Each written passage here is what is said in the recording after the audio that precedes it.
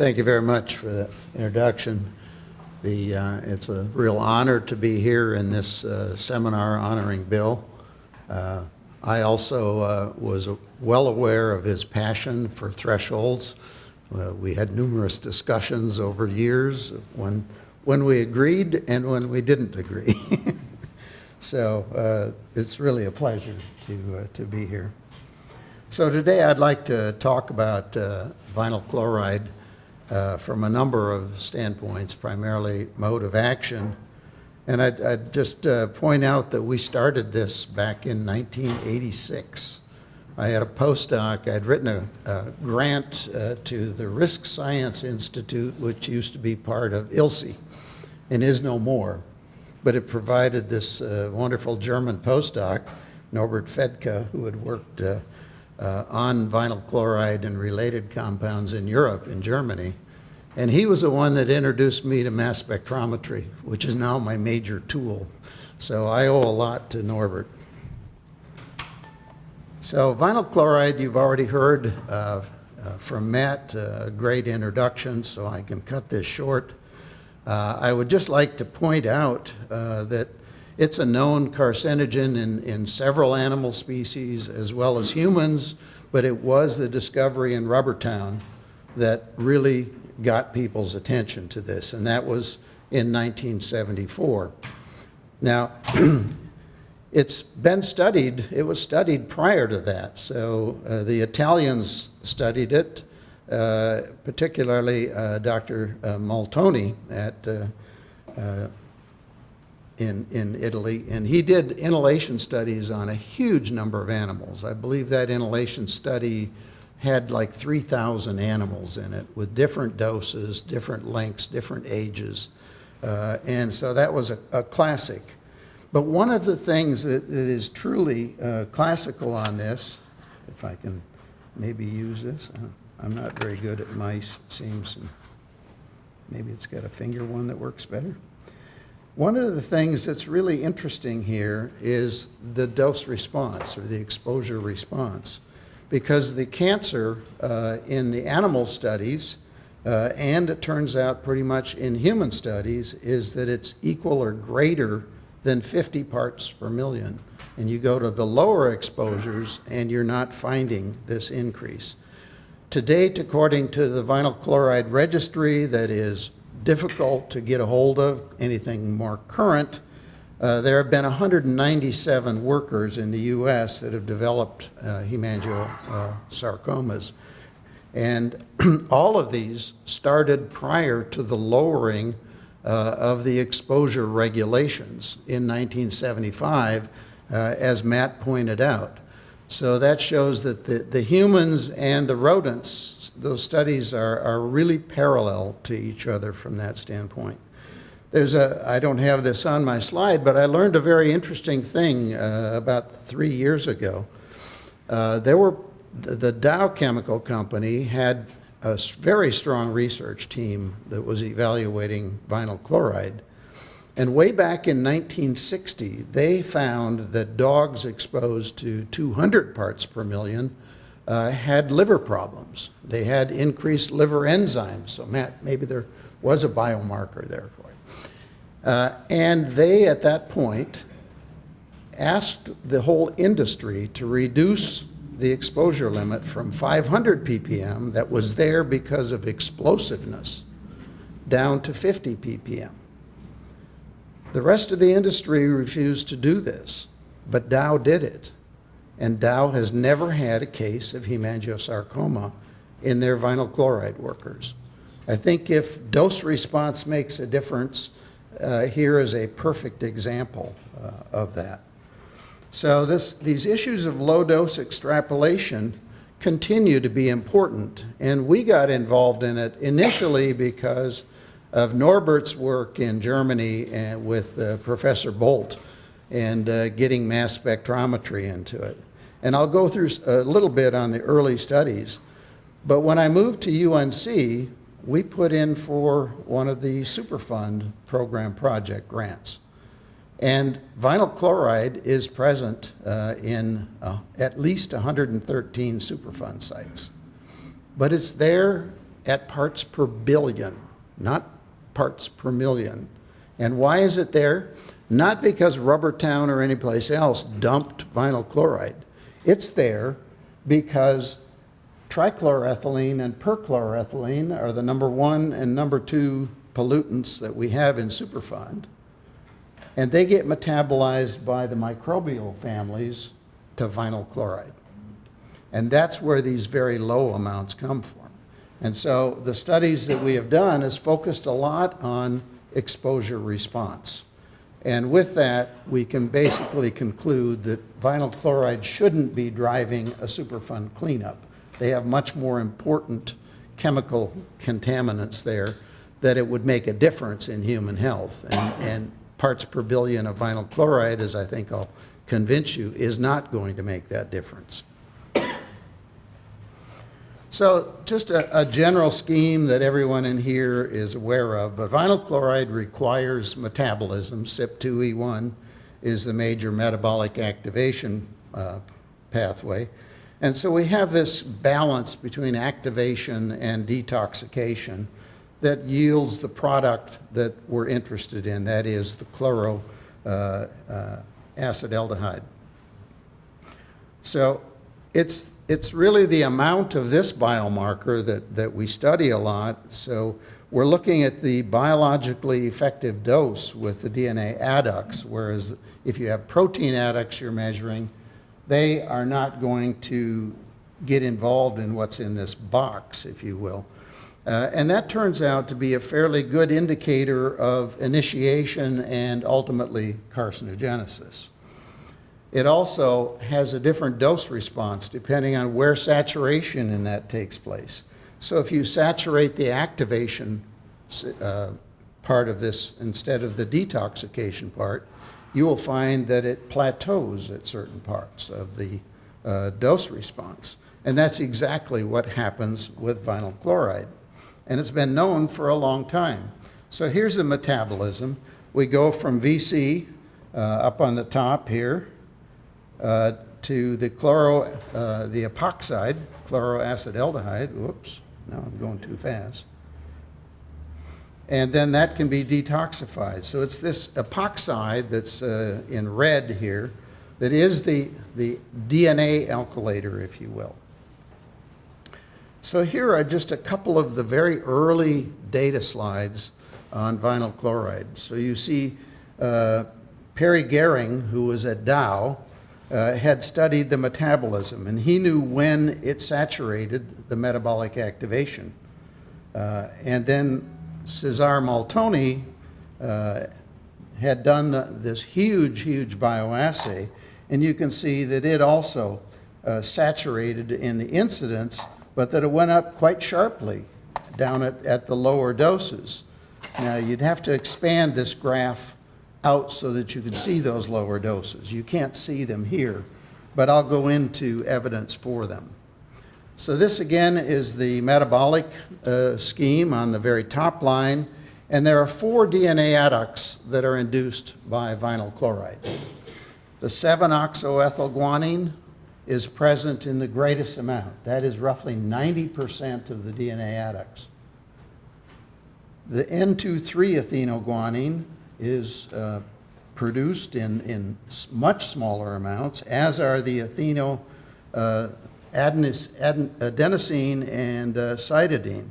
So these 3 ethenoadducts are all promutagenic, and I have that in the next slide. Whereas the oxoethylguanine does not cause mutations. However, it does fall off the DNA because it's an N7 depurination. It's unstable and it just falls off. The ethenoadducts are all promutagenic, and you can see that they have different types of mutations that are induced. These have been studied for a number of years now in patients that had angiosarcomas from vinyl chloride. So Dr. Marion in Lyon had shown that you got GC to AT mutations in the KRAS gene. 5 out of 6 of the angiosarcomas that she examined had that mutation. Monica Holstein found AT to TA mutations in P53, and that was 2 out of 4 of the angiosarcomas she examined. Bolvin Engel did not find RAS mutations, and this was in hepatic angiosarcomas in animals. And we had sent her animal tumors from vinyl fluoride and vinyl chloride, and they didn't find those. We don't know the reason for that. No one has looked at the P53 in those tumors. So when we first started, we were just using some fairly insensitive mass spectrometry methods. We moved at UNC and started doing this Superfund work and developed a new way to really get much more sensitivity, and that was using immunoaffinity to pull down the DNA adducts. And then doing those, we derivatize them and use GCMS. This was, as you might expect, a lot of work for what we were getting. But it proved very interesting. So you can see that we had control weanling animals in this top chromatogram, and that there is a peak there for the N23 ethenoguanine. And we thought, what in the world is this? And then we looked at weanling animals, rats, and they had a huge peak that was present there. So we knew that there was something going on between control animals and exposed animals, and that there was a greater susceptibility to the young animal. We did a study where we exposed, actually the American Chemistry Council vinyl chloride group was doing a whole series of exposures up in Cleveland, and they were looking at reproductive toxicology.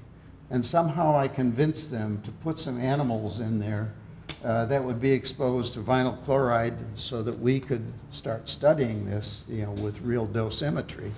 And they agreed. So what you're seeing here is the difference between 1 week of exposure in this dotted line and 4 weeks of exposure. And you can see that the hepatocytes have large numbers of these adducts, these N23 ethenoadducts. We also separated out the liver then. We took it, we perfused it with collagenase and separated the hepatocytes from the non-parenchymal cells. And in fact, we find that the non-parenchymal cells have similar numbers of adducts, but they don't metabolize this. And so the bottom line on that is that the chloroethylene oxide can get to its neighboring cell. It's metabolized in the hepatocyte, but not in the NPC, but it can get to that cell. It is a very unstable chemical, and it gets into the circulation, but it's detoxified so fast that we basically find minimal numbers of adducts in other tissues, distant tissues. If you look at the exposure-response relationship between this 1 week and the 4 week, you can see that it goes up with higher exposures. So we've got 1,100 parts per million, 110, and 0. And at 4 weeks, it roughly doubles during that time. So that was our earliest experience. This was with just straight vinyl chloride, nothing special. We did find accumulation. We actually did a fantastic collaboration with some of the scientists at IARC, and they had one set of exposures and we had another set of exposures. We exchanged samples and we measured all 4 DNA adducts, and you can see that there was accumulation throughout this period of up to 8 weeks of exposure of the N23 ethenoguanine, which was one of the promutagenic lesions. The IARC folks were using P32 post-labeling. And so this is a chromatic, or here's the athenoadenine and the asthenocytosine, and these are, the box over on this side of the slide are control animals. So now I've shown you 3 different adducts that we found in control animals. So they're being formed endogenously as well as from the chemical exposure. When you come over to the other side of the slide, the Atheno A is much bigger. That's coming from the exposures. And Atheno C is much bigger. So there is an endogenous equivalent for vinyl chloride exposures. And this may help us understand what's going on at low exposure. And I'll go farther on this. We had these two studies, 500 ppm for 10 days and 600 ppm for 5 days. And we looked across time.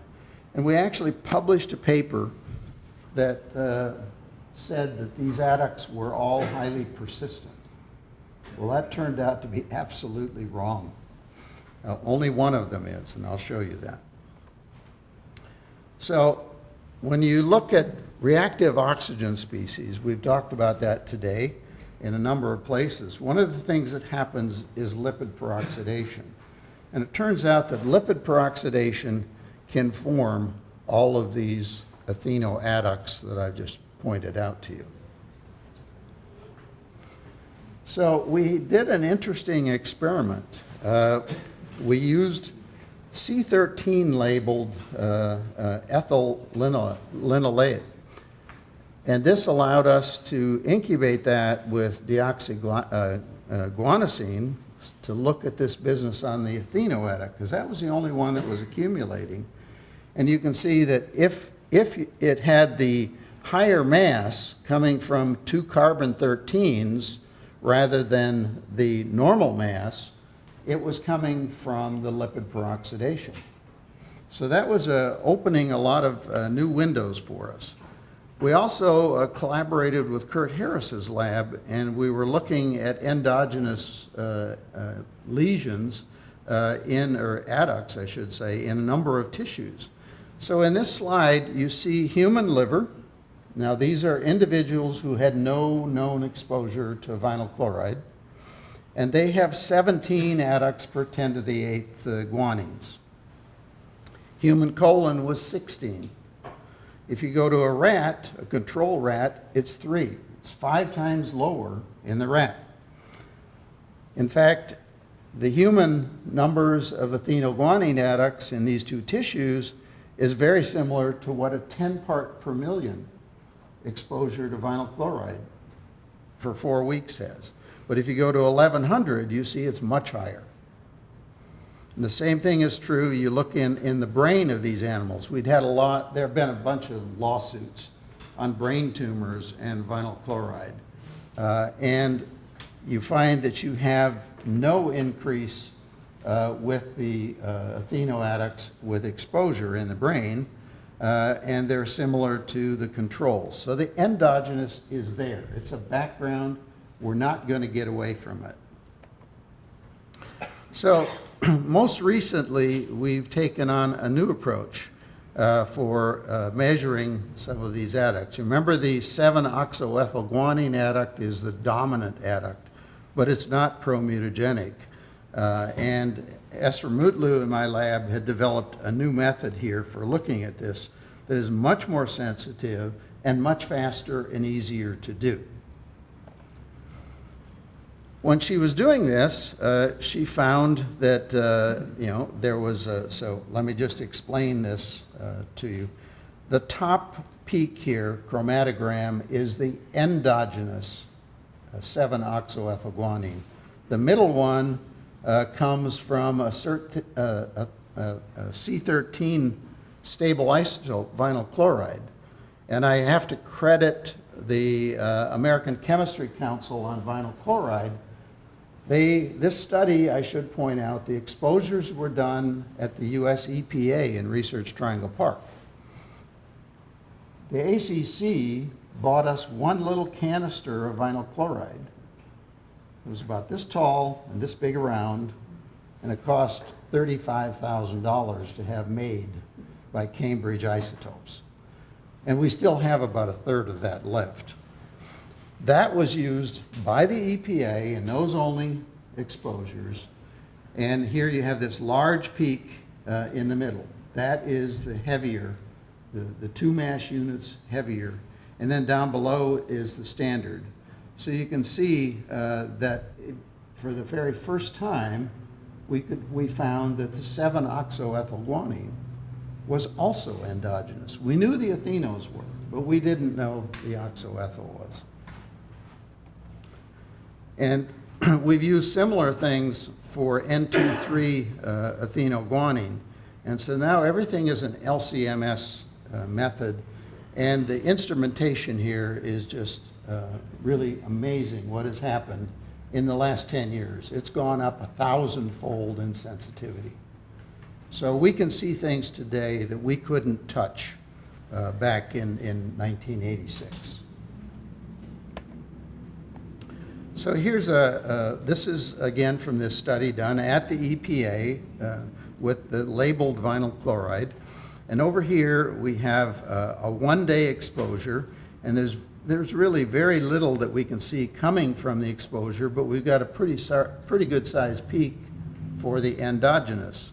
And over here we have a higher exposure for 5 days, and we've got good sized peaks for everything. The same is true for the N6 ethenoadenosine adduct. We can use similar techniques. We use nano UPLC, and so we're working at detection limits of 0.3 femtomole. We used to be much higher than that we couldn't see. And again, you see these types of chromatograms, and we get this large peak with the longer experience, or exposure, I should say. But interestingly, we don't see big differences, and I'll show you a table that actually quantifies this. And this was published in Toxsci. So I'll draw your attention. We have 3 adducts here that we've looked at. So the 7-oxoethylguanine is the big one. Notice that it's per 10 to the 5th guanine. The others are per 10 to the 8th. There's a 1,000-fold difference between how much we see in these adducts. But remember that the 7-OEG doesn't cause mutations. But if you look at the part for each of these adducts on the left versus, well, on your right versus the left, these are the endogenous adducts. And you can see what happens with time. So at the end of exposure, they're 0.2 per 10 to the 5th, and they're that way all the way through, even up through 8 weeks post-exposure. That's what endogenous damage looks like. It's at steady state all the time, and it doesn't change as you look at time post-exposure. Now, if you look at the stable isotope labeled material, it starts out very high, 10. So, much higher than the endogenous, but look how fast it goes down. That's what an exogenous adduct looks like when you look at its DNA repair or its loss due to chemical depurination in this case. Here in the middle is the ethenoguanine. This is really interesting. You'll notice that over 8 weeks of time, the endogenous is virtually identical across these. When you look at the C13 labeled material, it's doing the same thing. It's telling us something very different about this adduct, i.e., it doesn't appear to be repaired. If we look at the etheno-DA, and had we measured it, etheno-DC would do the same thing. If we look over here at the stable isotope, it's gone in basically about 24 hours. We can't see it anymore. Whereas the endogenous is steady the whole time.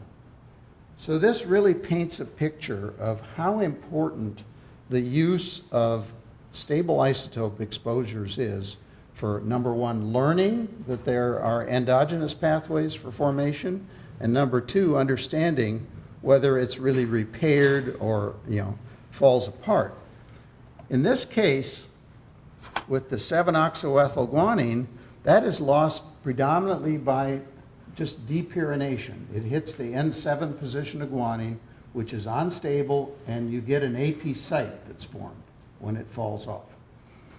The N2,3 had a half-life of 150 days. That's exceptionally long, virtually not repaired. I think that is really cell proliferation and cell death, just normal lifespan type cell death. So that's what we call a highly persistent promutagenic DNA adduct. That's probably the major mutagen for vinyl chloride. You look at the N6 EDA, and it was 1 day. There are other studies in other laboratories that have done the Atheno-DC. It's also 1 day. And the reason for that is that there are 2 very active glycosylases that come in and repair this lesion. And because you've got a backup, even if one of them had an individual deficiency in some sort, they get rapidly repaired. And both the MPG and the OG and the ELK-B repair both the EDA and the EDC.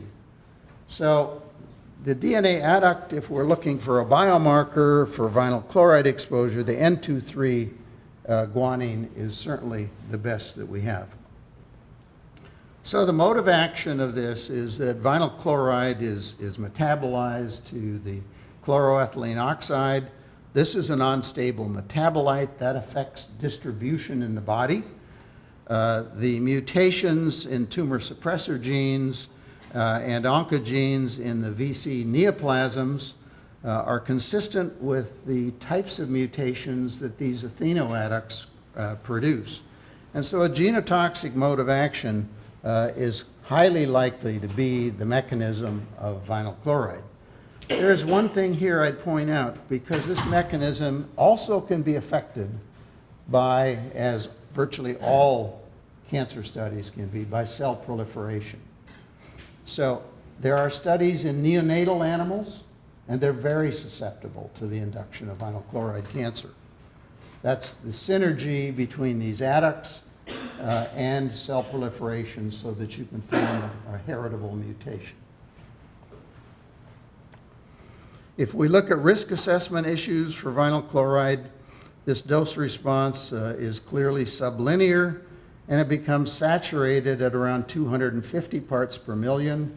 Remember, from 1974 and earlier, back to the 40s, when they needed this plant there to help them make rubber and all kinds of things, where the regulatory limit was 500 parts per million, as I told you, and that was because of explosiveness. Matt talked about his last patient that he saw who was climbing into these vats. These are vats that are about as high as this room. They have enough room for somebody to go up in a ladder and to go into those vats and to scrape the walls. They had tremendous exposures. There were workers in those those big vats, sealed vats, that had exposures in the thousands of parts per million. And luckily there weren't explosions and that type of thing. But we had workers that passed out. You probably don't know, but vinyl chloride was used in the 1920s. It was tested as an inhalation way of putting people to sleep before surgery. But it had a lot of side effects, and it never went anyplace. The FDA didn't approve it. So that's good. The low exposures, we run into this issue of exogenous versus endogenous. And it's going to be the endogenous that are going to be the dominant adducts that are present. And they're present in all of you in this room. Every single one of you has these adducts. So it's a new way that we have to start looking at risk assessment. When does an exposure increase the total of endogenous and exogenous? And when does it get increased enough that it makes a difference in mutations? And what is the half-life of each of these, et cetera? So we have to start understanding that endogenous DNA damage is present in us all the time. We've just written an invited review paper in DNA Repair. The average cell in our body has 40,000 lesions in its DNA, endogenous lesions. has nothing to do with your exposures. It's natural metabolism that's going on. The big one in there is abasic sites. This is happening because our DNA is unstable. It was understood back in the 1970s. Thomas Lindahl wrote about it. He did studies in test tubes and demonstrated it. And now we have much more sensitive ways to look at this. But it happens all the time.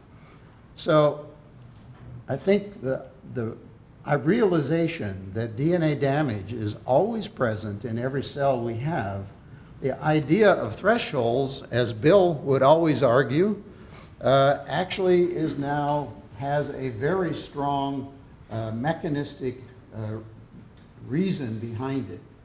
This is getting measured. They range from oxidative stress to the abasic sites to endogenous formaldehyde and acetaldehyde that are there in 1,000 to 5,000 per cell.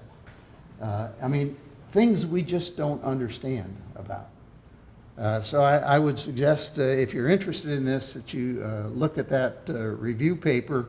If you can't find it or get it, email me and I'll be happy to send you a copy. So it's very unlikely that the thing that got us going in the Superfund program on vinyl chloride at parts per billion is really not a risk for cancer. We have other things in those Superfund sites that are risks for environmental disease, and we need to be focused on what makes a difference. So with that, I've had many collaborators. It's hard to put them all on here. Helmut Bartsch was my IR, and Alan Barbin have been my IR colleagues over years. The people down here were the ones that did the C13 exposures at the EPA for us. And we've had funding from the Superfund program, our center grant. We've got some new mass spectrometers now that we haven't used here, but we're now doing formaldehyde and acetaldehyde adducts down at 0.5 attimoles. It's incredible the sensitivity of these instruments. So, and the Environmental Protection Agency has been a strong supporter of some of this work, particularly doing the nose-only exposures. So with that, thank you very much.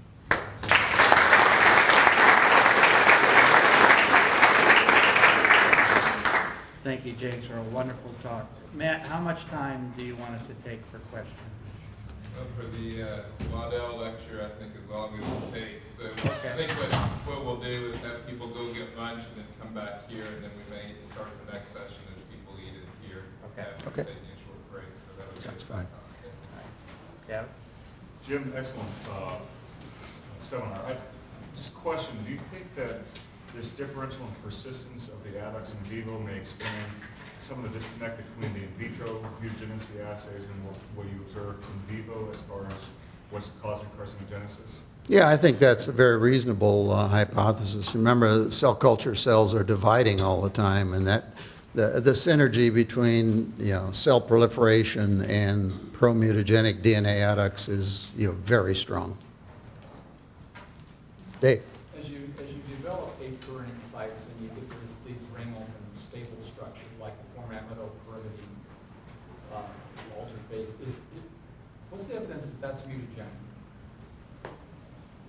There's fairly good evidence that they're mutagenic, and the aflatoxin ring open structure is actually quite persistent. Right. Exactly. It's not like these N7 adducts that are falling off. It's much more persistent than that. Jim, I mean, amazing talk. It's so nice to see how things have progressed in the past 30 years. Technology-wise, I don't have to explain it to you. You're able to measure a fraction of an atom or now with all these so-called nano HPLC. And also happy to know that now you are able to make a point on these persistent endogenous error. This took us 20 years to convince, but nobody would believe all. Yeah, well, some of them have never been identified too. The post-labeling work, was amazing that way. We tried, but there was no means, as you said, 20 years ago, even 10 years ago. We spent so much time in trying to characterize, but there was no technology. Yeah. The 1,000-fold increase in sensitivity is just phenomenal. Well, we've got a new SciAx 6500 with a nano UPLC, and that is unbelievably sensitive. You know, we've got now, I guess, 1, 2, 3, 4, 5, 6, 7 mass specs in our lab, and they, one of them was paid for by the Cancer Center at UNC. One of them was through a small business grant that we had, and all the rest of them have been the NIH and the North Carolina Biotech Center instrument grants written. We couldn't do this work without those kinds of tools, and we couldn't afford to ever buy them off of a regular NIH grant. You know, the instrument grants are truly very, very important, and I understand that, you know, we're now being asked to fill out some surveys on how have instrument grants helped our research. It's amazing. Should Yeah. be a problem to the research. Yes. Thank you. Any additional questions? Well, with that, thank you very much.